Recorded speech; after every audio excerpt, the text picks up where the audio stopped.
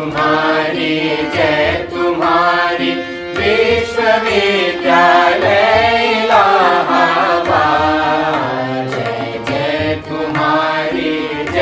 तुम्हारी विश्वविद्यालय इलाहाबाद। ज्ञान उद्गम ज्ञान संगम ज्ञान के इतिहास। ज्ञान उद्गम ज्ञान संगम ज्ञान के इतिहास। शत शत नमन है विश्वविद्यालय इलाहाबाद। सुंदरम सत्यम शिवम अवधारणा।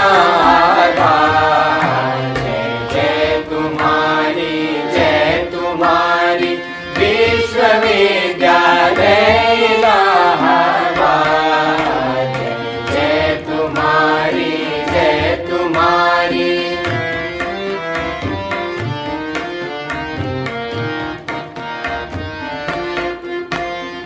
ज्ञान और विज्ञान का वर्धन तुम्हारा कर। साहित्य और संगीत की सेवा तुम्हारा धर्म। सबके लिए सब दिन तुम्हारा खुला शिक्षा द्वार। कर दिया तुमने सभी को योग्यता अनुसार। जय जय तुम्हारी ओम सच्चिदानंद रूपाय विश्वोत्पत्त्यादिहेतवे तापत्रय विनाशाय श्रीकृष्णाय वयं नमः। जन्माद्यस्य यतोऽन्वयादितरतश्चार्थेष्वभिज्ञः सुराट्। तेने ब्रह्महृदाय आदिकवये मुह्यन्ति यत्सूरयः। तेजो वारिमृदां यथा विनिमयो यत्र त्रिसर्गो मृषा। धाम्ना स्वेन सदा निरस्तकुहकं सत्यं परं धीमहि। यं प्रव्रजन्तमनुपेतमपेतकृत्यं द्वैपायनो विरहकातरया जुहाव।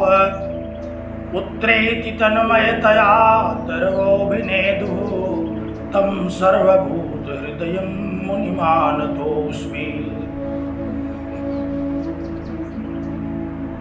ॐ पूर्णमदः पूर्णमिदं पूर्णात् पूर्णमुदच्यते पूर्णस्य पूर्णमादाय पूर्णमेवावशिष्यते।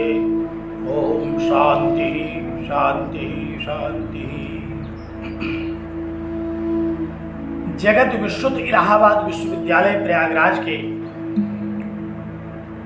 संस्कृत विभागीय परास्नातक के प्रिय तेजस्वी छात्रों और छात्राओं, पूर्व छात्रों और सांख्यानुरागी सज्जनों,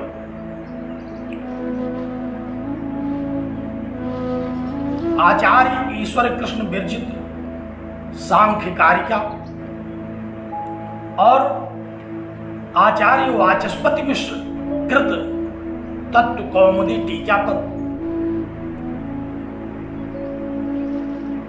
आधारित सांख्य दर्शन पर हम लोग विचार कर रहे हैं।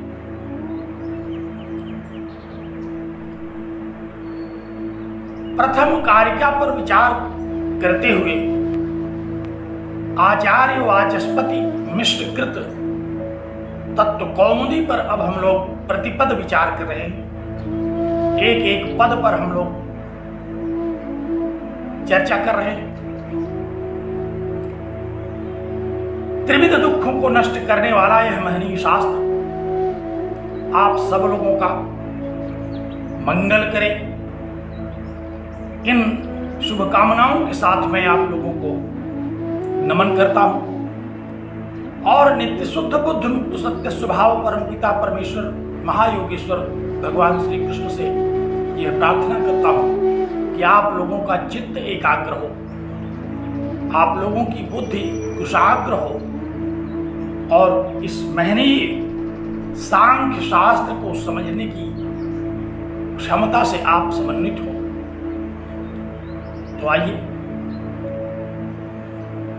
आचार्य ईश्वर कृष्ण विरचित इस प्रथम कारिका पर वाचस्पति मिश्र के द्वारा जो व्याख्या की गई तत्व कौमुदी के नाम से हम लोग दृष्टिपात करें उस पर। विगत व्याख्यान में हम लोग पढ़ रहे थे, विचार कर रहे थे कि तदेतत् प्रत्यात्म वेदनीयम दुखम रजः परिणाम भेदो न शक्यते प्रत्याख्यातो, न शक्यते प्रत्याख्यातुम दुःखत्रयम्। दुःखत्रय का खंडन नहीं किया जा सकता, दुःखत्रय को निषेध नहीं किया जा सकता, यह नहीं कहा जा सकता कि दुःखत्रय है ही नहीं। बड़े विस्तार से आचार्य वाचस्पति मिश्र ने त्रिविध दुखों का विवेचन किया। आध्यात्मिक, आधि भौतिक और आधि दैविक दुखों का विस्तार से विवेचन किया और अब आगे आरंभ कर रहे हैं अपने वक्तव्य को। कहते हैं कि रजः परिणाम भेदो, ये जो त्रिविध दुख हैं ये प्रकृति में रहने वाले त्रिविध गुणों में, जो त्रिगुणात्मिका प्रकृति है उसमें से तीन गुण आप सबको अवगत हैं, सत्वगुण, रजोगुण और तमोगुण। तो इसमें से रजोगुण का परिणाम है ये, रजोगुण से यह पैदा होता है, रजोगुण जन्य है। जब हम लोग किसी भी विषय में दुखी हों तो ये जान लेना चाहिए कि अब हमारे बुद्धि में रजोगुण का प्राबल्य हो रहा है। जब हम प्रसन्नता पूर्वक रहें, शांत रहें, चित्त प्रसन्न रहे, प्रसाद गुण युक्त हो, तो यह समझ लेना चाहिए कि इस समय बुद्धि में प्रसाद गुण का प्राधान्य है, सत्व गुण का प्राधान्य है, चित्त शांत है। और जब कुछ न सूझे, मूर्छा की स्थिति हो, किंकर्तव्य विमूढ़ की स्थिति हो, क्या करूं क्या न करूं, इस दशा में जब बुद्धि को कुछ न सूझे तो जानिए कि वह जड़ता की ओर बढ़ रही है, तमोगुण का प्रभाव पड़ रहा है उस पर। तो आचार्य ने कहा कि ये जो त्रिविध दुख हैं ये रजोगुण परिणाम भेद है, ये रजोगुण से परिणमित होते हैं। रजोगुण का क्या स्वभाव है, हम लोग जब गुण विवेचन करेंगे तो वहां विस्तार से इस पर चर्चा करेंगे। सत्वगुण क्या है, क्या परिणाम होता है उसका, रजोगुण क्या है, तमोगुण क्या है और इन गुणों का क्या क्या परिणाम है, वहां हम विस्तार से चर्चा करेंगे।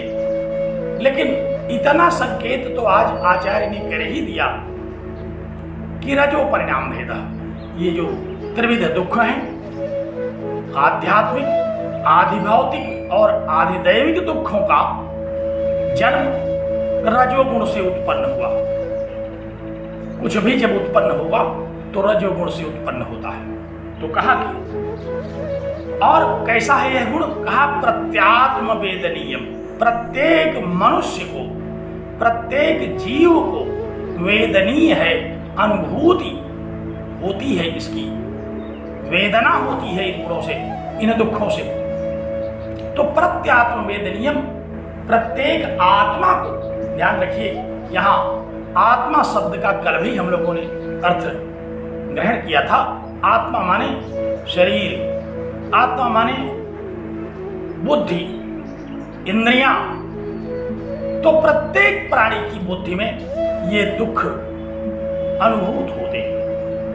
तदेतत् प्रत्यात्म वेदनीयम दुखम, कहा कि प्रत्येक जीव के बुद्धि में इन दुखों का अनुभव होता है और ये दुख रजः परिणाम भेदो रजोगुण से उत्पन्न होते हैं। इसलिए न शक्यते प्रत्याख्यातुम, इनका प्रत्याख्यान नहीं किया जा सकता, इनका खंडन नहीं किया जा सकता, इनका निषेध नहीं किया जा सकता। ये कहा नहीं जा सकता कि त्रिविध दुख तो हैं ही नहीं।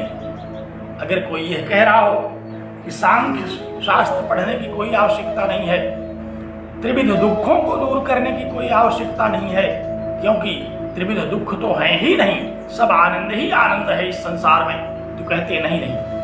प्रत्यात्म वेदनीयम दुखम, प्रत्येक जीव को दुखों का अनुभव होता है। इसलिए ये कहना कि दुख नहीं है, ये बिल्कुल सरासर मिथ्या है, सरासर झूठ है, असत्य है, तथ्य रहित है।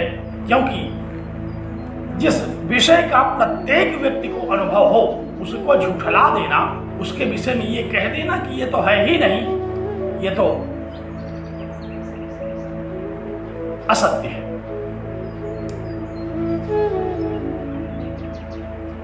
तो एक बात पक्की हो गई कि त्रिविध दुख हैं, प्रत्येक जीव के अनुभव में आते हैं, सभी लोग इसका अनुभव करते हैं। और कैसा अनुभव करते हैं? प्रतिकूल अनुभव। दुखों के अनुभव में उन्हें शांति नहीं मिलती, सुख नहीं मिलता, आराम नहीं मिलता, बल्कि बेचैनी, व्याकुलता, कष्ट मिलता है।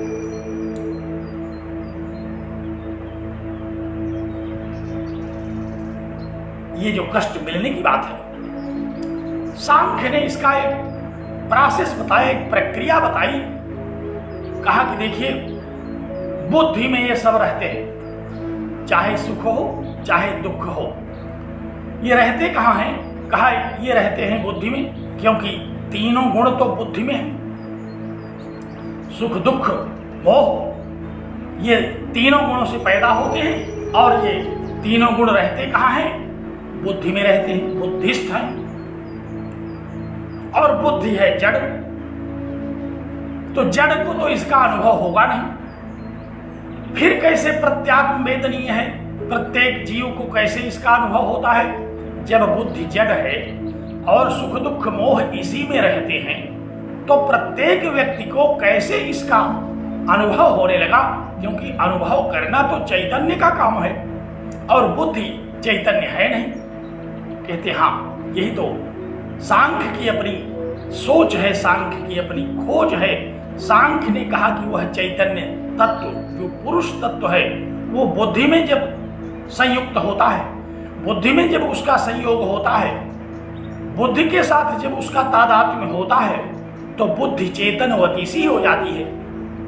और जो पुरुष तत्व है, चैतन्य तत्व, जिसमें किसी भी प्रकार की कोई भी अनुभूति नहीं हो रही थी, वह असंग था।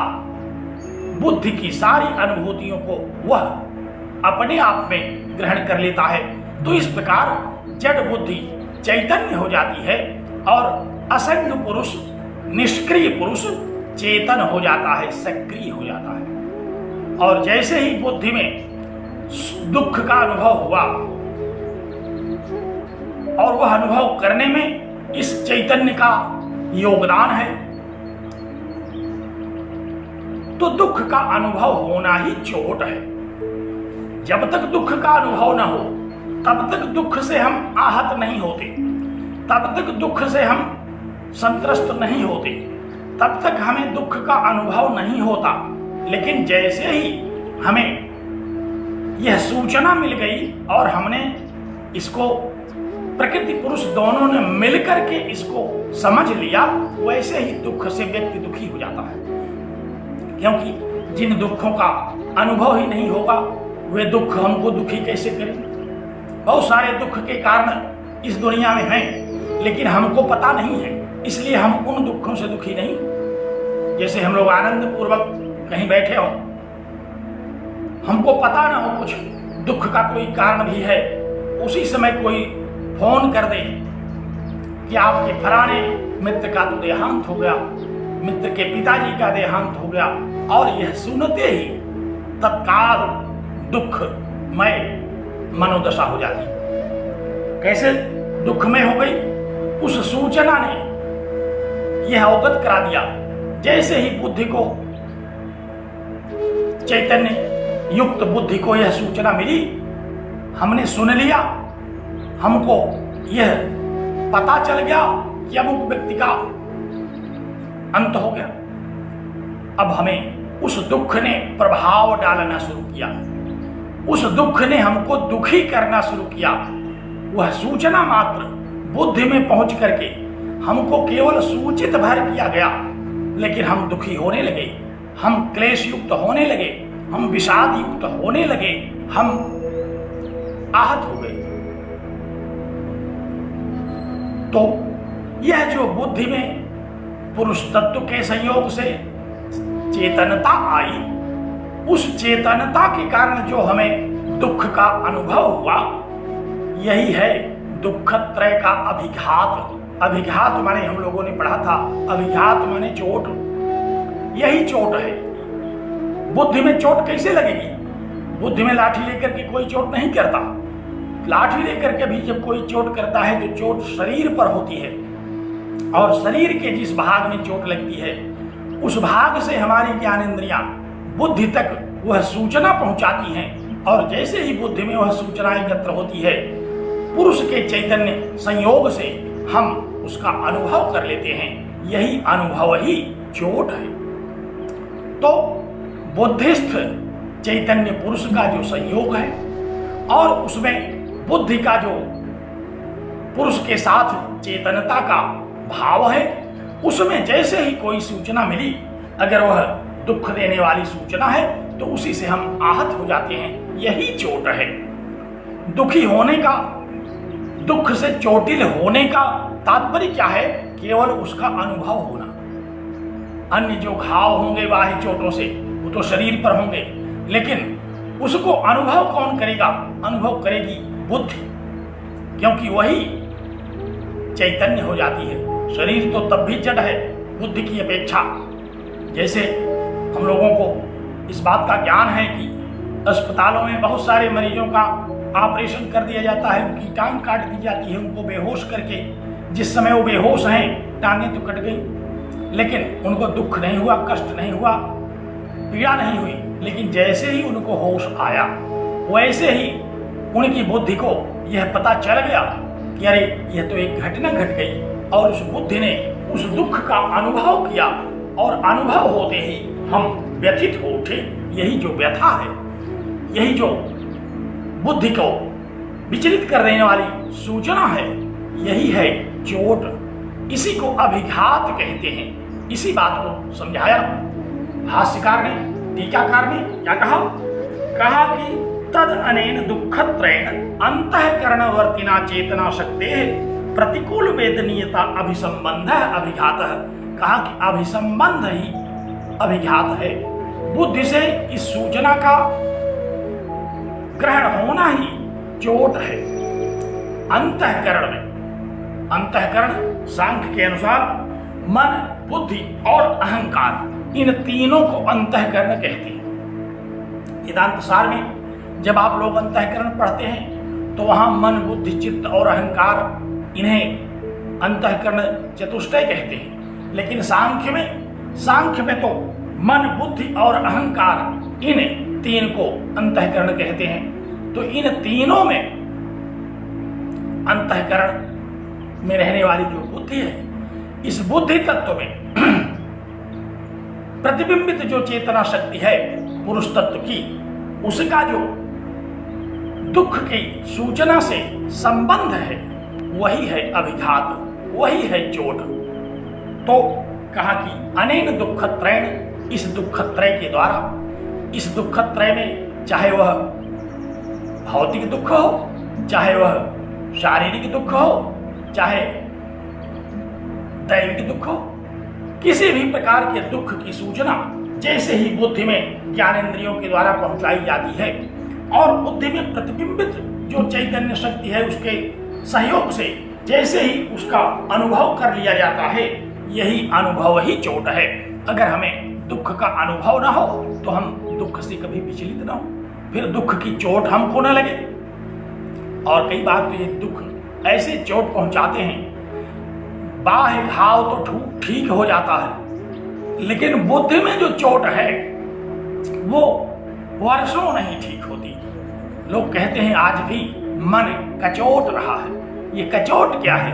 ये वही चोट है जो बाह्य रूप से तो ठीक हो गई, लेकिन बुद्धि में आज भी उसकी अनुभूति का संस्कार बना हुआ है।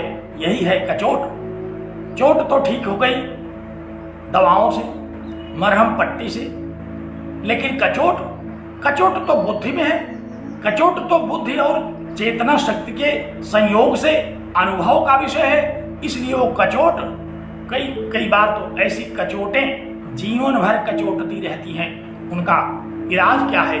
उनका इलाज केवल ज्ञान है, उनका इलाज केवल विवेक है, उनका इलाज केवल यह जान लेना है कि बुद्धि का तो यही स्वभाव है, इसके फेर में मत पड़ो, नहीं तो ये सारे दुखों को इकट्ठा करके हमको दुखी करती ही रहेगी।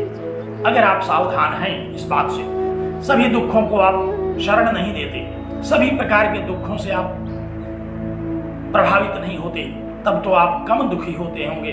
लेकिन अगर दुख की सूचना मिली, कई बार तो ऐसे भी दुख मिलते हैं इस संसार में जो घटना घटी ही नहीं, कहीं से टेलीफोन आया कि अमुक दुर्घटना हो गई, हम व्यथित हो गए, परेशान हो गए, दौड़ पड़े, और थोड़ी देर में एक दूसरा फोन आया कि भाई गलत नंबर लग गया था, आपके लिए सूचना नहीं थी, हमने आपको गलती से वह सूचना दे दी।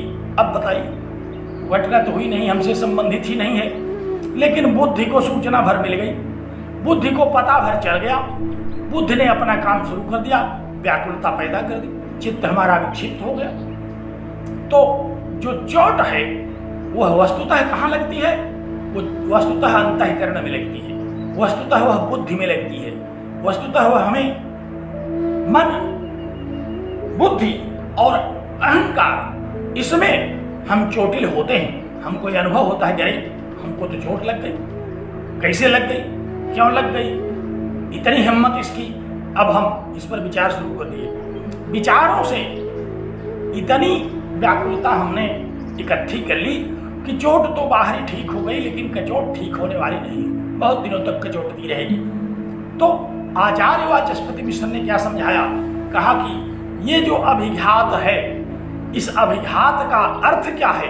कहा अभिघात का अर्थ यही है कि बुद्धि में जब सूचना पहुंची और पुरुष के तादात्म्य के कारण बुद्धि चेतनवती तो हो ही गई है, उस चेतनवती बुद्धि में सूचना पहुंचते ही हमें जो प्रतिकूल अनुभूति होती है, हमें जो प्रतिकूल फीलिंग्स होती हैं, वही चोट है, उसी को कचोट कहते हैं, उसी को अभिघात कहते हैं। तो कहा कि अनेन दुःखत्रयेण, इस दुःखत्रय की, और यही हाल सुख का भी है, ये भी ध्यान दीजिए। कहीं से सुखद सूचना हमको मिलती है तो भी बुद्धि तत्व में प्रतिबिंबित पुरुष तत्व हमें अनुभव करा देता है कि ये सुखद विषय है, इसमें प्रसन्न हो जाना चाहिए, आनंद मना लेना चाहिए। तो चाहे सुख की अनुभूति हो, चाहे दुख की अनुभूति हो, ये सारी अनुभूति कहाँ होगी? सारी अनुभूति उस पुरुष और बुद्धि के तादात्म्य में ही होगी, अंतःकरण में ही होगी।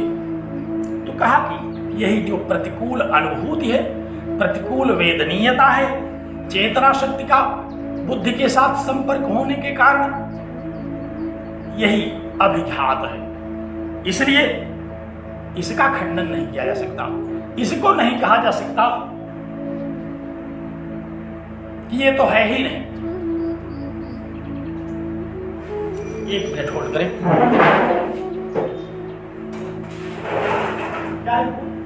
जाओ।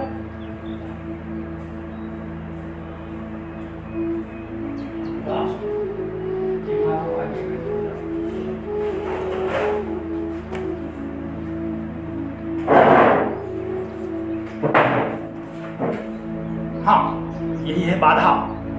इस बाधा से हम लोगों के बुद्धि को चोट पहुंची, लेकिन ये ऐसी चोट नहीं थी कि हम बहुत विचलित हो जाएं। पुनः हम लोग आए अपने विषय पर क्या कहते हैं? कहते हैं कि तद अनेक दुःखत्रयेण अंतःकरणवर्तिना चेतना शक्ति प्रतिकूल वेदनीयतया अभिसंबंध अभिघातः, यही प्रतिकूल अनुभव ही अभिघात है। कोई पूछे कि अभिघात किसे कहते हैं, तो क्या उत्तर देना है? यही उत्तर देना है कि बुद्धि में जो प्रतिकूल अनुभूति होती है दुखों की, यही अनुभूति ही अभिघात है, यही अनुभूति ही चोट है, यही अनुभूति ही दुख का प्रहार है। किसी अनुभूति के ही कारण हम दुखी होते हैं और इसी अनुभूति के ही द्वारा हमें यह प्रेरणा होती है कि दुख से बच लिया जाए, दुख से छुटकारा मिलना चाहिए। तो इस प्रकार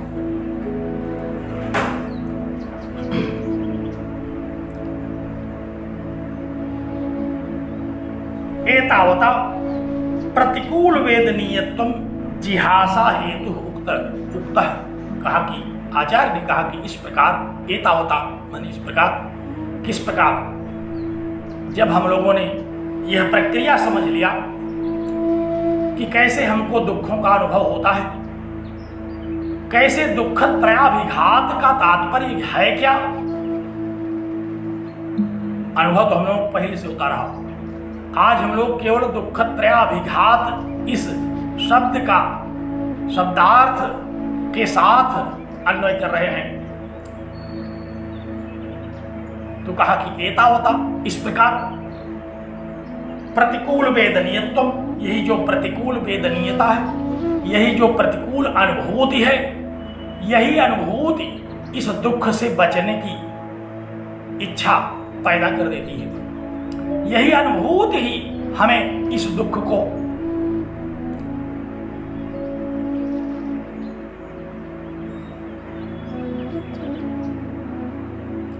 सांख्य शास्त्र में ये मन, बुद्धि, चित्त, अहंकार ये सब हैं क्या, इस पर हम आगे कारिकाओं में व्याख्या करेंगे। वहां आपको बड़े विस्तार से बताएंगे कि ये अहंकार है क्या। 23वीं 24वीं कारिका में जहां प्रकृतेर महान ततो अहंकार है तस्मात् गणस्य षोडशकः, वहां अहंकार शब्द का हम विस्तृत विवेचन करेंगे, तब आप समझ पाएंगे। आज आप जो पूछ रहे हैं कि अहंकार से कैसे दुख अनुभव होता है, अहंकार का तात्पर्य वही हम विस्तार से बताएंगे, क्योंकि आप जिस अहंकार से अभी ग्रस्त हैं वो अहंकार ये नहीं है। एक अहंकार तो समाज में व्याप्त है, लोग कहते हैं बड़े अहंकारी हैं, दुराभिमानी हैं, उस अहंकार से यहाँ तात्पर्य नहीं है। अहंकार तो बुद्धि में होता है। अहंकारों में इति अहंकार है, मैं कोई कार्य जब करता हूँ हमें जो अनुभव होता है कि मैं कर रहा हूँ, यही है अहंकार। जैसे हम लोग पढ़ रहे हैं तो हमको इस बात का अनुभव हो रहा है कि अहम पठामि, अहम विचारयामि, तो ये इस क्रिया का अहंकार है, इसी क्रिया का ये अनुभव मात्र है, ये अहंकार है। लेकिन जिस अहंकार से संसार संत्रस्त है उस अहंकार पर तो चर्चा हम वहां करेंगे। आप उसको बड़ी जल्दी है अगर उसको समझने में, तो आप YouTube पर हमारे जो व्याख्यान पढ़े हैं आप उसको संपर्क करें। लेकिन यहाँ अंतःकरण का ये भाग है। जैसे बुद्धि से समझते हैं तो बुद्धि तो जड़ है, उसमें चैतन्य पुरुष प्रतिबिंबित हुआ। जैसे ही हमें अनुकूल या प्रतिकूल अनुभव हुआ तो हमें इस बात का ज्ञान होता है कि मैं अनुभव कर रहा हूँ, ये अहंकार है। यही अहम अनुभवम करोमि, मैं अनुभव कर रहा हूँ। ये जो प्रक्रिया है दुख के अनुभव करने की, सुख के अनुभव को करने की, सुखी होने की, आनंद लेने की, दुख उठाने की, ये जो अनुभव की प्रक्रिया है, सांख्य शास्त्र इसी को अहंकार शब्द कहता है। और यह सांख्य शास्त्र का अहंकार बड़ा मेधावी है, बड़ा बलवान है। इससे आपने देखा, मैंने पहले ही बताया कि इस अहंकार से पंच ज्ञानेन्द्रियां, पंच कर्मेंद्रियां, पंच तन्मात्र और मन इतने पैदा होते हैं। क्योंकि मन को जो कुछ अनुभव होता है तब भी हमको लगता है कि मैं कर रहा हूं। मन कैसे हमें बताता है, मैं सोच रहा हूं, इसको हम अहंकार से ही तो जानते हैं। कोई ज्ञानेन्द्रिय ने हमको कुछ दिखा दिया, जैसे अभी एक चपरासी कागज लेके आ गया, हमने देख लिया, हमको अहंकार हुआ कि हम पश्यामि, ये अहंकार है। मैंने देखने का अहंकार किया, मैंने सुनने का अहंकार किया, जब तक ये शक्ति नहीं होगी बुद्धि में, और वह भी चैतन्य शक्ति से प्रतिबिंबित तो नहीं होगी, चैतन्य शक्ति से युक्त नहीं होगी, तब तक अहंकार का भी अनुभव नहीं होगा। तो आइए विषय पर ध्यान दीजिए। अच्छा किया आपने ये प्रश्न उठा करके, क्योंकि अहंकार शब्द सांख्य शास्त्र में ये सृष्टि प्रक्रिया के अंतर्गत आने वाला एक तत्व है। जैसे प्रकृति एक तत्व है, प्रकृति से बुद्धि तत्व उत्पन्न हुआ, वह एक तत्व है, उसी तरह से बुद्धि तत्व से उत्पन्न होने वाला ये अहंकार भी एक तत्व है। इसका नाम है अहंकार, ध्यान रखिएगा, ये संज्ञा है। जिस अहंकार को आप समझ रहे थे वो संज्ञा नहीं है, बल्कि वो एक गुण है, अनुभव है। लेकिन ये अहंकार क्या है? ये अहंकार तो पंच कर्मेंद्रियों, पंच ज्ञानेंद्रियों, मन, पंच तन्मात्रों का कारण है। तो एतावता प्रतिकूल वेदनीयत्वम, इस प्रकार जो प्रतिकूल वेदनीयता हुई, इस प्रकार जो दुखद अनुभूति हुई, अच्छी न लगने वाला जो अच्छा न लगने वाला जो अनुभव हुआ, वही है क्या? दुख से बचने का प्रेरक तत्व। क्योंकि जैसे ही हमको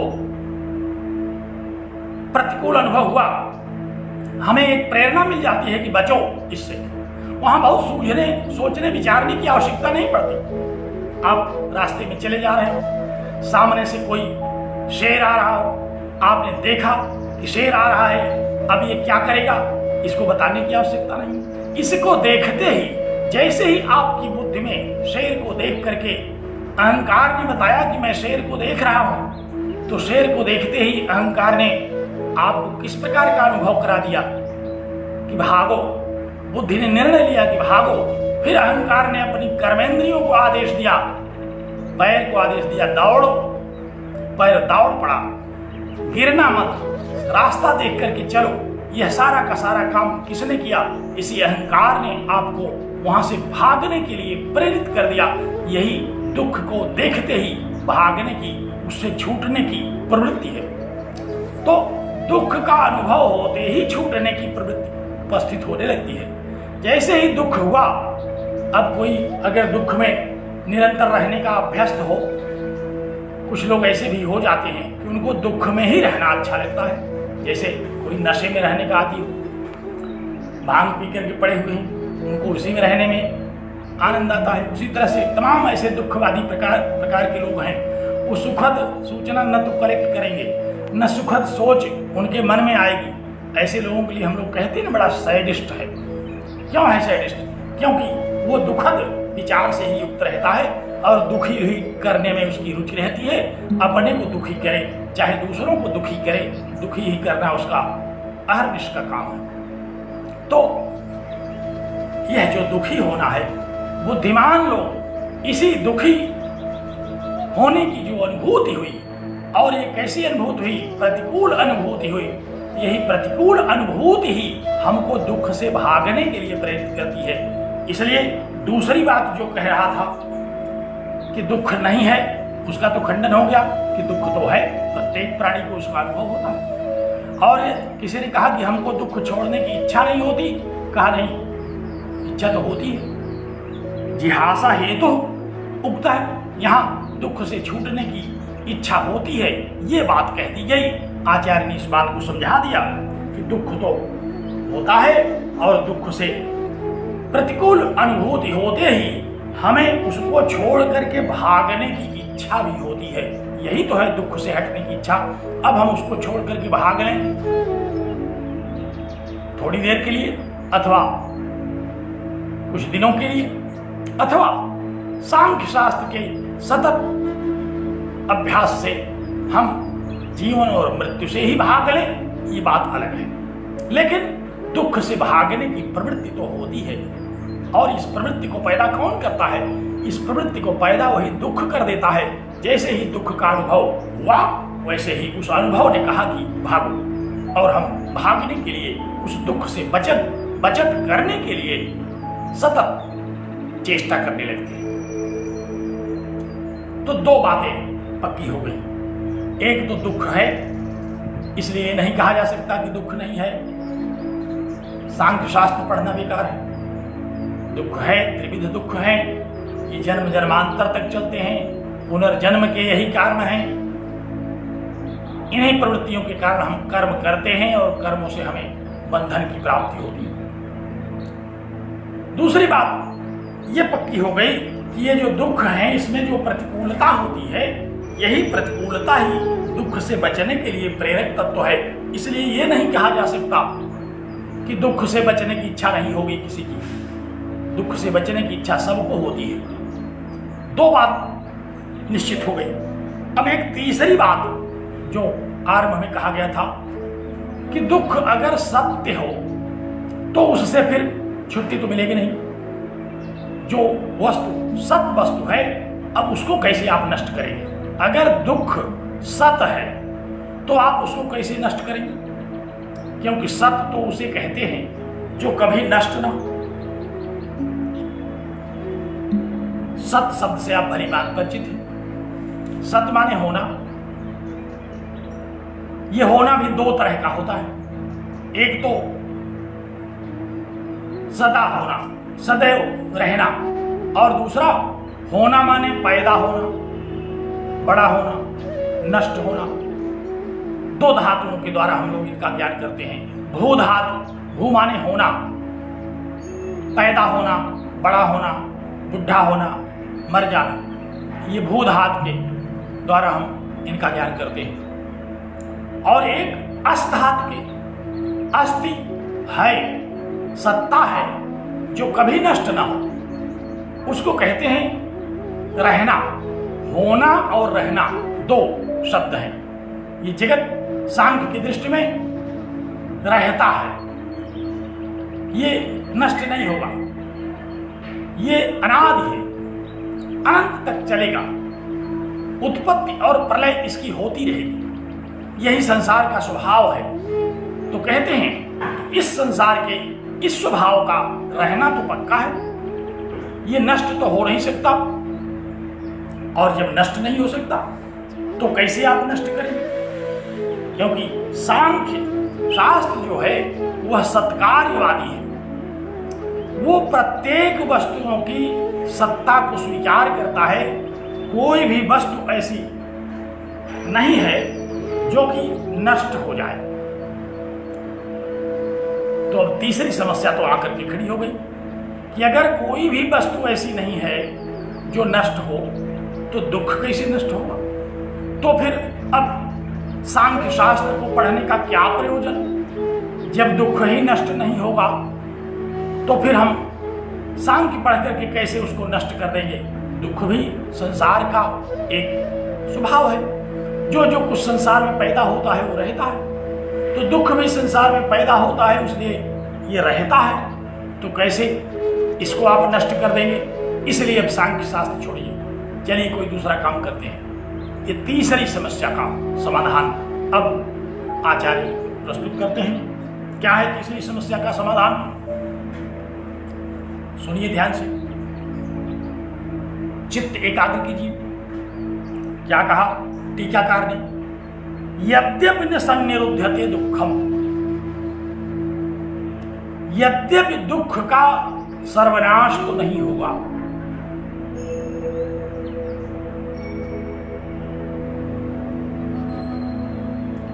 यद्यपि दुख का विनाश तो नहीं होगा, क्योंकि दुख सत है, प्रकृति से उत्पन्न यह जगत है, प्रकृति से उत्पन्न यह संसार है, और प्रकृति से उत्पन्न यह संसार जब नष्ट नहीं होगा तो इसमें उत्पन्न होने वाला, इसमें अनुभव में आने वाला जो दुख है ये भला कैसे नष्ट हो जाएगा? इसलिए अब यह तो पक्का हो गया कि दुख नष्ट नहीं होने वाला है। इसलिए अब तीसरे विकल्प के अनुसार सांख्य शास्त्र का अध्ययन बेकार है। इस शंका का समाधान आचार्य करते हैं। क्या कहते हैं? ध्यान से सुनिए, सांख्य शास्त्र की क्या मान्यता है। कहा कि यद्यपि न सन्निरुद्धते दुखम, यद्यपि सत्कार्यवादी सिद्धांत को मानने वाले सांख्य शास्त्र के अनुसार दुख का सर्वनाश तो नहीं हो सकता, संसार से कोई दुख समाप्त कर देना चाहे तो ऐसा तो नहीं होगा, क्योंकि ये संसार के साथ ही उत्पन्न हुआ है। सत्य गुण, रजोगुण, तमोगुण से यह संसार उत्पन्न हुआ, तो इसमें जब तक रहेंगे एक गुण तब तक इसमें दुख तो रहेगा। तथापि तद अभिभव शक्य कर तुम, कहते हैं कि लेकिन उसका अभिभाव किया जा सकता है। ध्यान से सुन लीजिए, समझ में बात आ जाएगी। क्या कहा आचार्य ने? कहा कि सत्कार्यवादी सिद्धांत के अनुसार जो भी संसार में है उसका विनाश तो नहीं होगा, इसलिए दुख का भी विनाश तो नहीं होगा, वो तो रहेगा।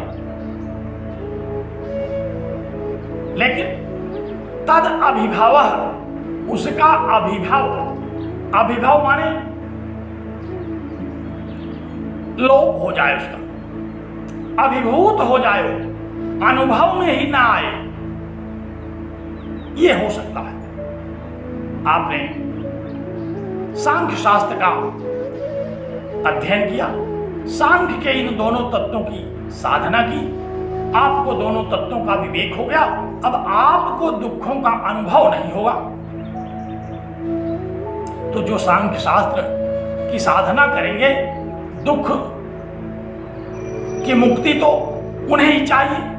हम सांख्य की साधना इसलिए तो करने नहीं जा रहे हैं सारा संसार दुख रहित हो जाएगा, बल्कि हम अपने दुखों से दुखी हैं। हम अपने दुखों से दुखी होकर के दुख से बचना चाहते हैं। सांख्य ने कहा कि आप अपने दुख से बच सकते हैं। तद अभिभव कर तुम शक्य है, उसका अभिभव हो सकता है, वो अभिभूत किया जा सकता है, उसको नगण्य किया जा सकता है, वो निष्प्रभावी हो सकता है। कैसे हो सकता है? जैसे घोर अंधकार रात्रि का होता है, लेकिन सूर्य जैसे ही उदित होता है वैसे ही अंधकार तो समाप्त हुआ ही। रात्रि में जितने तारागण दिखाई पड़ रहे थे वो भी अब नहीं दिखाई पड़ रहे हैं। रात्रि के टिमटिमाते हुए जो तारा थे अब वे सूर्य के प्रकाश के सामने तिरोभूत हो गए, निष्प्रभावी हो गए, अभिभव हो गया उनका। तो जैसे सूर्य के प्रकाश से तारागणों का प्रकाश निष्प्रभावी हो जाता है, अभिभूत हो जाता है, उसी तरह से सांख्य शास्त्र के ज्ञान से दुख अभिभूत हो जाएगा, दुख तिरोभूत हो जाएगा, दुख अपने कारण में विलीन हो जाएगा, हमको दुखों का अनुभव नहीं होगा। सांख्य का उद्देश्य तो इतना ही है कि हम सांख्य की यदि साधना करते हैं तो उस सांख्य की साधना से हमें दुख से मुक्ति मिलेगी, हमें कैवल्य की प्राप्ति होगी। तो आचार्य ने कहा यद्यपि न संनिरुद्धते दुखम, यद्यपि दुख का सर्वनाश तो नहीं हो सकता, इस संसार से दुख को मिटाया तो नहीं जा सकता सांख्य दर्शन के अनुसार, क्योंकि ये सत्कार्यवादी है। जो पैदा होता है वो रहता है, जो नहीं रहता वो पैदा नहीं होता, जिसका अस्तित्व ही नहीं है वो कभी नहीं पैदा होता, और जो अस्तित्ववान है वो पैदा होता है। इसको हम लोग नवीं कारिका में जहाँ सत्कार्यवाद का विवेचन होगा वहाँ पढ़ेंगे। भगवान श्री कृष्ण ने भगवद गीता में इसका उपदेश दिया अर्जुन को, नासतो विद्यते भावः ना भाव विद्यते सतः। जो असत है उसका भाव नहीं हो सकता, जो असत है, असत्य है, वो कभी पैदा नहीं होगा। जैसे कोई कहे आकाश कुसुम, आकाश कुसुम कभी पैदा नहीं हो सकता। सस श्रृंग नर विषाण ये कभी पैदा नहीं होगा, क्योंकि ये असत्य है, इसकी सत्ता ही नहीं है, असंभव है। और जो सत्तावान है उसका कभी सर्वनाश नहीं हो सकता, वो अस्तित्ववान रहेगा ही रहेगा। इसीलिए हम लोग वेदांत के आचार्यों ने कहा कि देखो, असत वह है जो कभी न रहे, न कभी रहा हो, न आज हो, न भविष्य में कभी रहे। ये तो असत्य है, इसी को असत कहते हैं। और जो कभी रहे, कभी नष्ट हो, उसको मिथ्या कहते हैं। और जो सर्वदा रहे उसको सत्य कहते हैं। सत्य सत्यम सदा भवः, सत्य उसको कहते हैं जो सदैव रहे, त्रिकाला बाधित हो उसको सत्य कहते हैं। मिथ्या उसको कहते हैं जो कि कभी रहे कभी न रहे, स्वप्न की तरह जब तक स्वप्न देखा तब तक स्वप्न की सत्ता बनी रही, जैसे ही जाग गए स्वप्न की सत्ता समाप्त हो गई, वो मिथ्या है। लेकिन असत्य क्या है? असत्य वह है कि जो रहे ही न, कभी पैदा ही न हुआ हो, कभी कभी पैदा हो भी ना, उसको असत्य कहते हैं। तो सांख्य दर्शन के अनुसार कुछ असत्य नहीं है, यहाँ सब होता है, सब प्रकृति से पैदा होता है। तो कहा कि यद्यपि न संनिरुद्धते दुखम तथापि तद अभिभवः कर्तुं शक्यः।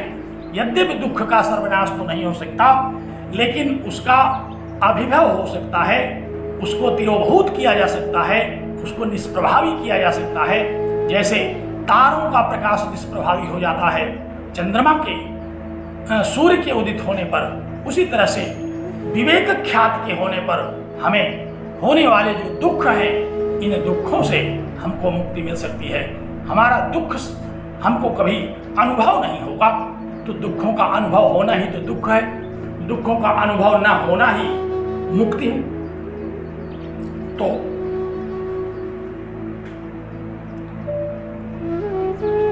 कैसे अभिभव किया जा सकता है? क्यों नहीं दुख का सर्वनाश हो सकता? कैसे यह नित्य है, सर्वकालिक है? इस पर आचार्य ने कहा कि यह प्रकरण बड़ा लंबा है, इसको हम लोग बाद में बताएंगे। कहा कि यदि उपरिष्टात् उपपादयिष्यते, इसको हम बाद में, उपरिष्टात् माने बाद में बताएंगे। यहां ये नहीं कह रहे हैं कि कब बताएंगे, बाद में जब उस कारिका में पहुंचेंगे तो बता देंगे कि किसे कहते हैं सत्कार्यवाद, कैसे दुखों का अभिभव होगा। ये जब उस प्रसंग में पहुंचेंगे, दुखों के अनुभव के प्रसंग, अभिभव के प्रसंग में, तो बता देंगे कि कैसे अभिभव होता है। और सत्कार्यवाद के प्रसंग में जब पहुंचेंगे तो कैसे ये बता देंगे कि दुख सदैव रहेगा। आज तो यहां इतनी सूचना दे रहे हैं कि तद अभिभव कर्तुं शक्यः, उसका अभिभव किया जा सकता है, उसका निष्प्रभावी उसको बनाया जा सकता है। कैसे? सांख्य दर्शन की साधना से।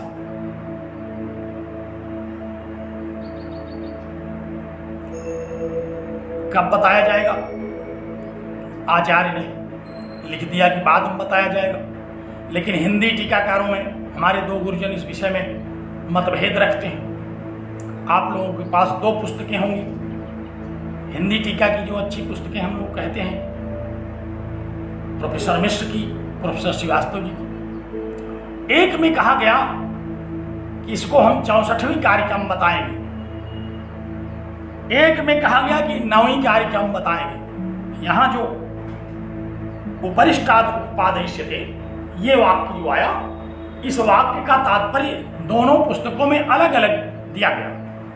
एक आचार्य ने कहा कि उपरिष्टात् माने 64वीं 65वीं कारिका में, जहां मोक्ष का विवेचन होगा, जहां कैवल्य का प्रकरण प्रतिपादित किया जाएगा, वहां हम इसको बताएंगे। दूसरे आचार्य ने कहा कि नहीं, हम 9वीं कारिका में इसको बताएंगे। कई बार कक्षाओं में इस बात को लेकर के बच्चों में भ्रम हो जाता है, और ऐसे आचार्य हैं दोनों कि उनकी बात को कोई कौन काटे। इस पर बड़ा विचार करने के बाद हमें लगा कि दोनों आचार्य सत्य कह रहे हैं।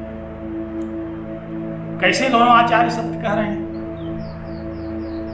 देखिए, कहा कि यद्यपि न संनिरुद्धते दुखम, दुख का सर्वनाश नहीं किया जा सकता क्योंकि वो सत है। यह बात तो 9वीं कारिका में प्रतिपादित की जाएगी, क्योंकि सत्कार्यवाद का वहां विवेचन है। तो जो गुरुदेव 9वीं कारिका में बताने की बात कह रहे हैं, उनको इसके सत्कार्यवाद का होने का, इसके नित्य होने का जो प्रसंग है, यह प्रधान लग रहा है कि दुख कैसे सत्कार्य है, दुख कैसे नहीं नष्ट किया जा सकता, इसलिए कि सत्कार्यवाद के सिद्धांत के अनुसार कुछ भी नष्ट नहीं किया जा सकता, तो दुख भी नहीं नष्ट होगा। इस बात को कैसे समझाया जाएगा कि कुछ नहीं नष्ट हो सकता? कहा इसको नवीं कारिका में जहां सत्कार्यवाद का विवेचन होगा वहां समझाएंगे। और 64वीं कारिका में क्या समझाया जाएगा? 64वीं कारिका में जहां कैवल्य का विवेचन हो रहा है वहां दुख का अनुभव कैसे नहीं होगा, इस प्रक्रिया को समझाया जाएगा। तो मुझे लगता है कि हम मध्यम मार्ग का अनुसरण करें तो दोनों बातें सत्य प्रतीत होती हैं। बाद में बताने का मतलब कि 9वीं और 64वीं कारिका में जब हम लोग पढ़ लेंगे तो इस बात का हमें अपने आप निराकरण हो चुकेगा कि कैसे इसको अभिभूत किया जा सकता है। सत्य होने के उपरांत भी, सत्य होने पर भी कैसे इसको अभिभूत किया जाए, तिरोभूत कर दिया जाए, निष्प्रभावी कर दिया जाए। ये जब हम सांख्य कारिका का अध्ययन करेंगे, पूरा 9वीं कारिका से सत्कार्यवाद पढ़ेंगे, 64वीं 65वीं कारिका में कैवल्य के स्वरूप को पढ़ेंगे, तो यह प्रकरण पूर्ण रूप से समझ में आएगा। इसलिए मुझे लगता है कि इसीलिए यहां भी आचार्य ने कारिका का उल्लेख नहीं किया, कहा कि बाद में बताएंगे, बाद में जहां जहां प्रसंग आएगा वहां वहां बताएंगे। अगर चाहते तो आचार्य वाचस्पति मिश्र भी कह सकते थे कि 9वीं कारिका में बताएंगे अथवा 64वीं कारिका में बताएंगे, लेकिन इन्होंने ऐसा किया नहीं, क्योंकि ये जान रहे हैं कि किसी एक कारिका से पूर्ण निराकरण इसका संभव नहीं है। इसलिए इन्होंने कह दिया कि बाद में बताएंगे, और जब बाद में उसका प्रसंग आएगा तो बता देंगे। आज यहाँ उस प्रसंग में उलझने से कोई फायदा नहीं। इतना ही जानिए कि दुख सत्कार्यवादी सिद्धांत के अनुसार सत्य है, लेकिन सांख्य की साधना के अनुसार उसको अभिभूत किया जा सकता है। तत् अभिभव कर दुख संख्या, उसको नष्ट किया जा सकता है, उसको तिरोभूत किया जा सकता है।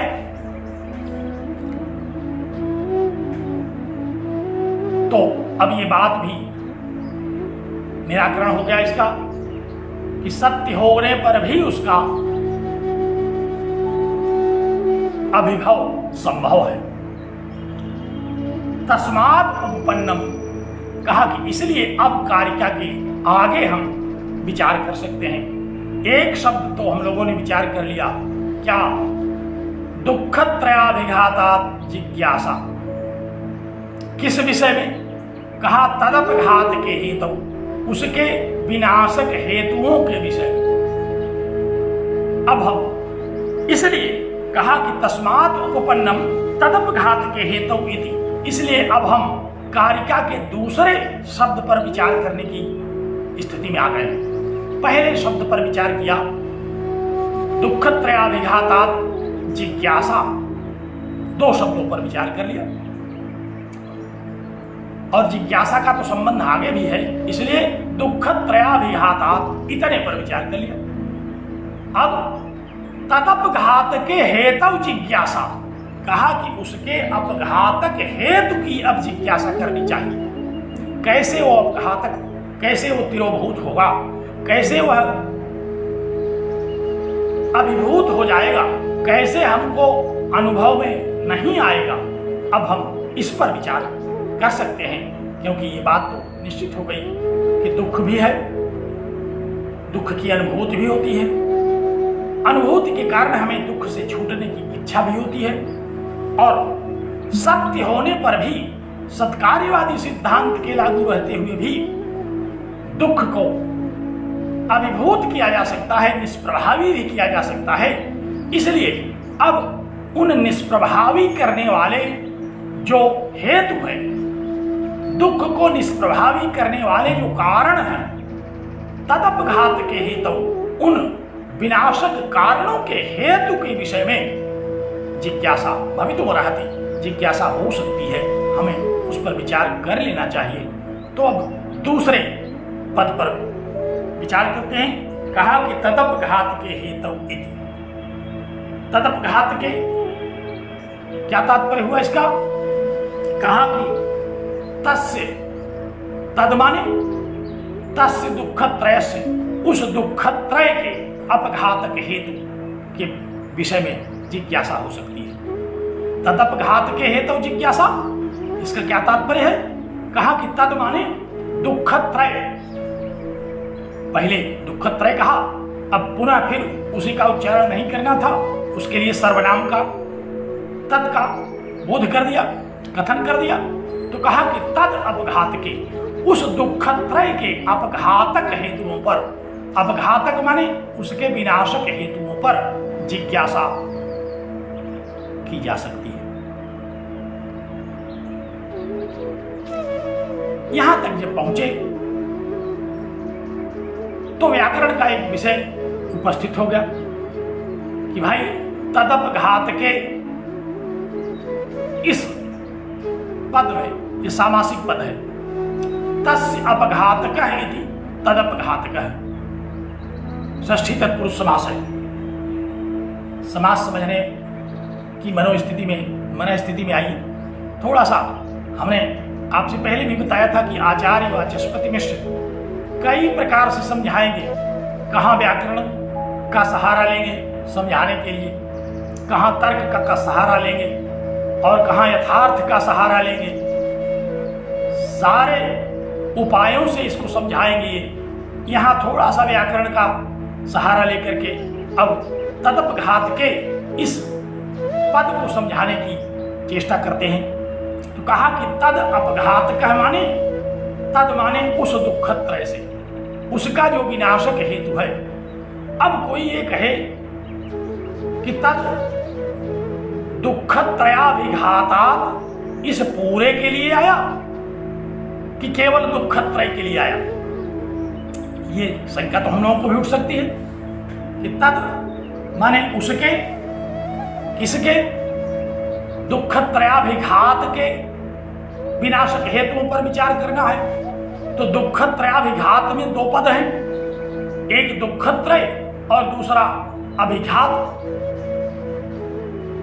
तो दुखत्रय का विनाशक हेतु हमें विचार करना है कि अभिघात का। ध्यान से सुनिए, दो शब्द हैं वहां, एक तो दुखत्रय जिसको हम लोगों ने पढ़ लिया, त्रिविध दुख, और दूसरा शब्द क्या है उसमें, दुखत्रयाभिघात। अभिघात माने चोट। तो चोट को, चोट के विनाशक तत्वों का हेतु विचार करना है कि दुखत्रय के विनाशक तत्वों का विचार करना है। अब यहां आचार्य ने कहा कि भाई यहां दो शब्द हैं, तद से किसका ग्रहण हुआ, दुखत्रय का कि अभिघात का। अगर दुखत्रय का ग्रहण होगा तो उसका तात्पर्य ये होगा कि दुखत्रय के विनाशक हेतुओं का विचार करना चाहिए। और अगर अभिघात शब्द का तद से ग्रहण होगा तो यह अर्थ होगा कि विनाशक हेतु किसके, कहा कि अभिघात के, प्रहार के विनाशक हेतुओं को। तो प्रहार का विनाश करना है कि दुखत्रय का विनाश करना। तद शब्द से किसका ग्रहण करेंगे। अब यहां समास है, कौन सा समास हम लोगों ने देखा, षष्ठी तत्पुरुष समास, दुखत्रयाभिघात। अब यहां तद शब्द से किसका ग्रहण करना है। आचार्य ने कहा कि दुखत्रय से अपघात है, दुखत्रय का ही अपघात करना है, दुखत्रय का विनाश करना है। अभिघात का विनाश तो किया नहीं जा सकता, जब तक दुखत्रय रहेगा तब तक वो चोट पहुंचाता रहेगा। इसलिए अपघात किसका, कहा कि अपघात अभिघात का नहीं बल्कि अपघात दुखत्रय का। तो कहते हैं लेकिन व्याकरण से तो यह सिद्ध नहीं होगा, क्योंकि अब यहां जो तत्पुरुष समास है, तत्पुरुष समास का ये नियम है कि तत्पुरुष प्रायण उत्तर पद, उत्तर पदार्थ प्रधान। तत्पुरुष जो है वो उत्तर पद प्रधान होता है। तो यहां तद दुखत्रयाभिघात में उत्तर पद तो है अभिघात, उसी का ग्रहण होगा। आपने समास पढ़ा है, उपसर्जनम पूर्वम, जो उपसर्जन होता है गौड़ होता है वो पहले, वो गौड़ है। और मुख्य कौन है? मुख्य का ही ग्रहण होगा। तो यहां तद से दुख त्रय का ग्रहण नहीं होगा, क्योंकि उपसर्जन है वो। अभिघात जो है वह उत्तर पद है, तो इस उत्तर पद का ही ग्रहण समास के द्वारा होना चाहिए। अब आचार्य इसी का निराकरण कर रहे हैं कि यद्यपि समास के नियमों के अनुसार उत्तर पद का जो अभिघात शब्द है यही उत्तर पद है, इसलिए इसी का ग्रहण यहां तद शब्द के द्वारा किया जाना चाहिए। इसका निराकरण करते हैं। क्या कहते हैं? कहते हैं कि उपसर्जनस्यापि बुद्ध्या सन्निकृष्टस्य, कहा कि यद्यपि है तो दुःखत्रय उपसर्जन, दुःखत्रय गौड़ तो है, मुख्य तो अभिघात है, लेकिन बुद्ध्या तदा परामर्श, बुद्धि में तो दुःखत्रय का ही बोध हो रहा है। दुख में तो दुःखत्रय की ही अनुभूति हो रही है। दुख में हमें जो मुख्य लग रहा है कि यह दुःखत्रय ही मुख्य है, इसलिए तद शब्द से दुःखत्रय का ग्रहण किया जाएगा, अभिघात का नहीं। कहते हैं क्यों? जब नियम है तो कैसे? कहा कि प्रायण, प्रायः, इसका मतलब कहीं कहीं नहीं भी किया जा सकता। तो यहाँ कोई ऐसा बहुत सशक्त नियम नहीं है कि केवल उत्तर पद ही प्रधान हो। यहाँ पूर्व पद प्रधान हो गया, उपसर्जन पद जो है वो भी ग्राह्य हो गया, इसलिए कहा कि बुद्धि में तो उसी का परामर्श हो रहा है, उसी का अध्याहार हो जाता है, हम उसी को ग्रहण कर लेते हैं। इसलिए दुःखत्रय से अपघात है, दुःखत्रय का विनाश करना है, दुःखत्रय के विनाशक हेतुओं का विचार करना है। यहाँ अभिघात का विनाश नहीं हो सकता, हो भी नहीं सकता, क्योंकि प्रहार का जब तक प्रहार करने वाला रहेगा तब तक तो वो प्रहार करता ही रहेगा। प्रहार करने वाले को हटाना है, प्रहार तो हट ही जाएगा। जब प्रहार करने वाला ही नहीं रहेगा तो प्रहार होगा कैसे? इसलिए दुःखत्रय को ही जब अभिभूत कर दिया जाए तो दुःखत्रय का अभिघात नहीं होगा। इसलिए आचार्य ने कहा कि यहाँ तस्य माने दुःखत्रय से अपघात है, माने दुःखत्रय का अपघातक हेतु विचारणीय है, अभिघात का अपघातक हेतु विचारणीय नहीं है। भले यहां गौड़ शब्द है समास की दृष्टि से, लेकिन अर्थ की दृष्टि से, प्रधानता की दृष्टि से, बुद्धि में हम किसी को प्रधान रूप से ग्रहण कर रहे हैं, प्रधानता तो यहाँ बुद्धि में उस दुःखत्रय की ही है, क्योंकि हम उसी दुःखत्रय से बचने का उपाय कर रहे हैं। हम चोट से बचने का उपाय नहीं कर रहे हैं, क्योंकि चोट से बचने का उपाय जब करते रहेंगे तो जिस समय भी हम असावधान होंगे चोट तो लगी जाएगी। चोट करने वाला जब रहेगा तो चोट मारेगा, इसलिए चोट करने वाला ही न रहे, दुःखत्रय के ही विनाशक हेतुओं पर विचार हो जाना चाहिए। इसलिए कहा कि अपघात कश्च हेतु शास्त्र प्रतिपाद्यो, यहाँ दुःखत्रय के अपघातक हेतुओं को ही सांख्य शास्त्र के द्वारा प्रतिपादित किया जाना है, इत्याशय है, यही अर्थ है। यहाँ क्या तात्पर्य हुआ? तात्पर्य यह हुआ कि दुःखत्रय के विनाशक हेतुओं का विचार करना है, अभिघात के विनाशक हेतुओं का विचार नहीं करना है। तो दुःखत्रयाभिघातात् तदपघात के हेतु जिज्ञासा, उसके अपघातक हेतुओं के विषय में जिज्ञासा करनी चाहिए, विचार करना चाहिए। और एक बार यहाँ ये भी प्रश्न उठा, जिज्ञासा उठी कि जैसे सूर्योदय से तारों का प्रकाश अभिभूत हो जाता है, दूसरे दिन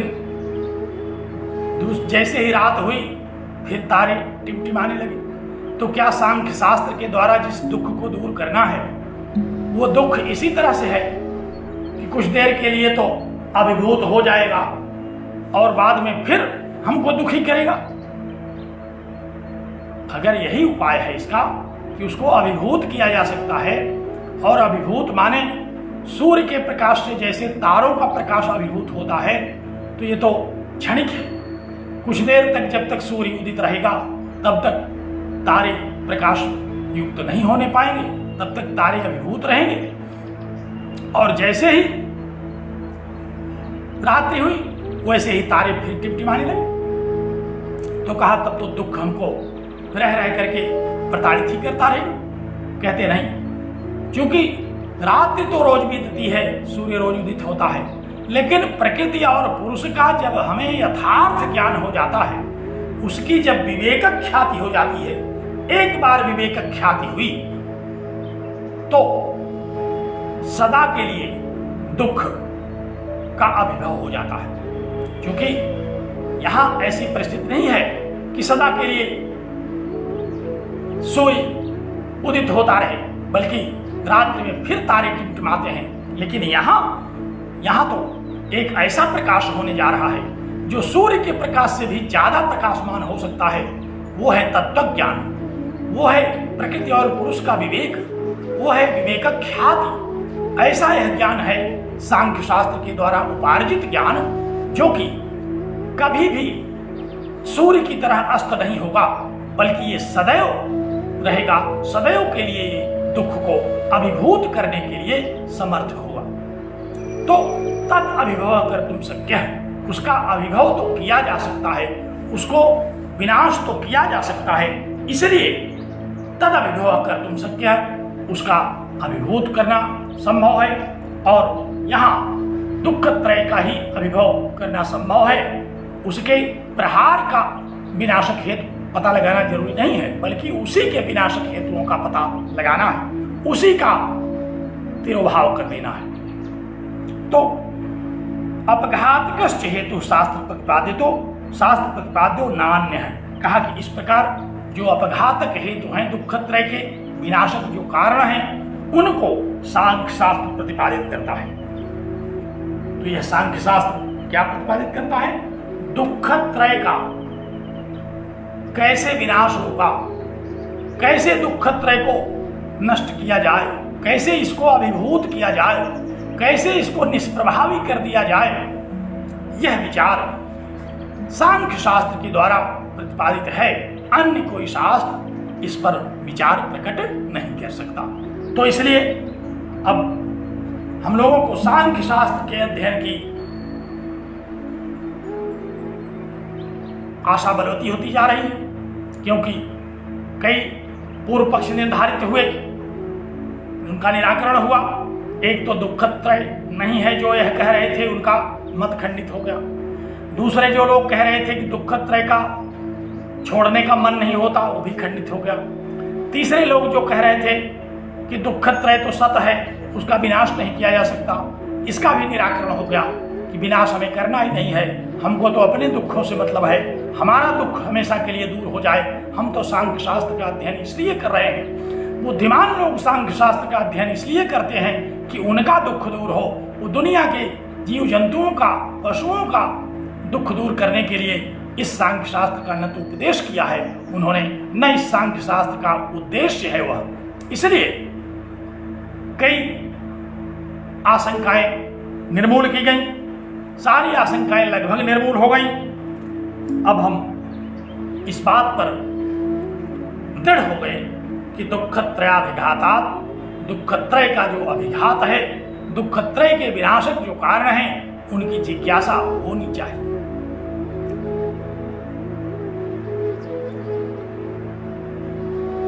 तो इसलिए सांख्य शास्त्र पर अध्ययन किया जाए। अब कुछ आचार्य वहां बैठे हुए थे, चारवाक दर्शन को मानने वाले। उन्होंने कहा नहीं नहीं, अरे सांख्य शास्त्र को पढ़ने की कोई आवश्यकता नहीं है। सांख्य शास्त्र के बिना भी बहुत सारे ऐसे उपाय हैं जो हमको दुख त्रय से बचा सकते हैं। इस प्रसंग को उठाते हैं। कहा आचार्य वाचस्पति ने, अत्र शंकते, यहाँ ये चारवाक दर्शन प्रत्यक्षवादी इत्यादि जो लोग हैं ये शंका करते हैं। क्या शंका करते हैं? कि दृष्ट उपायों के रहते, लौकिक उपायों के रहते, सांख्य शास्त्रीय जिज्ञासा अपार्था, वह सांख्य शास्त्रीय जिज्ञासा अपार्थ है, व्यर्थ है, अपगत अर्थ है, जिसका अर्थ ही बेकार है। क्यों पढ़ेंगे सांख्य शास्त्र? संसार में लौकिक उपाय बहुत सारे हैं, हम उसके द्वारा आदि भौतिक, आदि दैविक और आध्यात्मिक दुखों को दूर कर सकते हैं। इसलिए सांख्य शास्त्र का अध्ययन करने से कोई लाभ नहीं है, ये तो बहुत दिन लगेगा, इतना दिन बीत गया, अभी हम लोग एक कार्य क्या पढ़ पाए। तो फिर पूरे सांख्य का अध्ययन करना, उसकी साधना करना, तत्व ज्ञान होना, प्रकृति पुरुष का विवेक होना, ये तो बहुत ही समय लेगा। इसलिए ये चारवाक दर्शन के कुछ मित्रगण उपस्थित हैं। ये कहते हैं कि भाई सांख्य शास्त्री जिज्ञासा अपार्थ है, ये व्यर्थ है, अनुपयोगी है। हम लोगों को सांख्य शास्त्र का ही हम छोड़ करके सांख्य शास्त्र को लौकिक उपायों पर विचार कर लेना चाहिए। अब यदि ऐसा कहें, चेत अगर चारवाक दर्शन के लोग, प्रत्यक्षवादी लोग ऐसा कहें कि सांख्य शास्त्र का विचार ही अनुपयोगी है, यदि ऐसा कह रहे हो तो ऐसा हमको नहीं कहना चाहिए। अभी भी समय है, चेत लें वो। अब उनको हम लोग थोड़ा समय देते हैं, इस बीच में अगर उनको चेत आ गई तो ठीक है, नहीं तो अगले व्याख्यान में अब हम लोग इसका निराकरण करेंगे कि इनकी बात कैसे खंडनीय है। इनकी बात को हम नहीं मानेंगे, हम सांख्य शास्त्र पर ही विचार करेंगे। इस विषय में अब हम लोग अगले व्याख्यान में विचार करेंगे, क्योंकि समय भी पर्याप्त हो गया और विषय भी इस प्रकरण का एक लेक्चर तो लेगा ही। इसलिए आइए मंगलाचरण करें। ओम पूर्णमदः पूर्णमिदं पूर्णात् पूर्णमुदच्यते पूर्णस्य पूर्णमादाय पूर्णमेवावशिष्यते। ओम शांति शांति शांति।